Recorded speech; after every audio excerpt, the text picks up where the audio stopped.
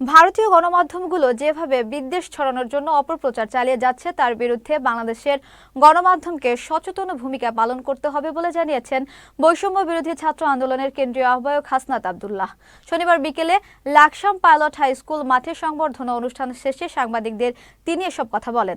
তিনি আরো বলেন, আমাদের দেশে যে কোনো হিন্দু মুসলমান বিদ্বেষ নেই, ধর্মীয় সম্প্রীতি রয়েছে, তা বেশি বেশি গণমাধ্যমে তুলে ধরতে হবে। এর আগে সংবর্ধনা অনুষ্ঠানে অংশগ্রহণ করেন বৈষম্য বিরোধী ছাত্র আন্দোলন কেন্দ্রীয় কমিটির সদস্য সচিব আরিফ সোহেল।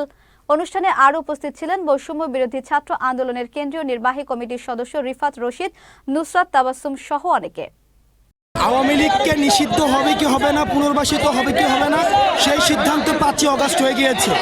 অর্থাৎ একটি দলের প্রধান হাসিনা যখন পতন হয় এবং যখন পালিয়ে যায় এবং যেই দলের হাতে 2000 শহীদের রক্তের দাগ এখনো আছে, সেই দল আবার ক্ষমতায় আবার দেশে পুনর্বাসিত হবে কি হবে না, সেই সিদ্ধান্ত 5 আগস্ট হয়ে গিয়েছে। আমাদের এই শহীদের রক্তের বিচার না হওয়া পর্যন্ত, এই গুম খুন হত্যার বিচার না হওয়া পর্যন্ত আওয়ামী লীগের পুনর্বাসনের প্রশ্ন প্রাসঙ্গিক না। এখন যে প্রশ্নটি প্রাসঙ্গিক, যে আওয়ামী লীগের আগে সুবিচার নিশ্চিত হতে হবে, এরপর অন্য আলাপ।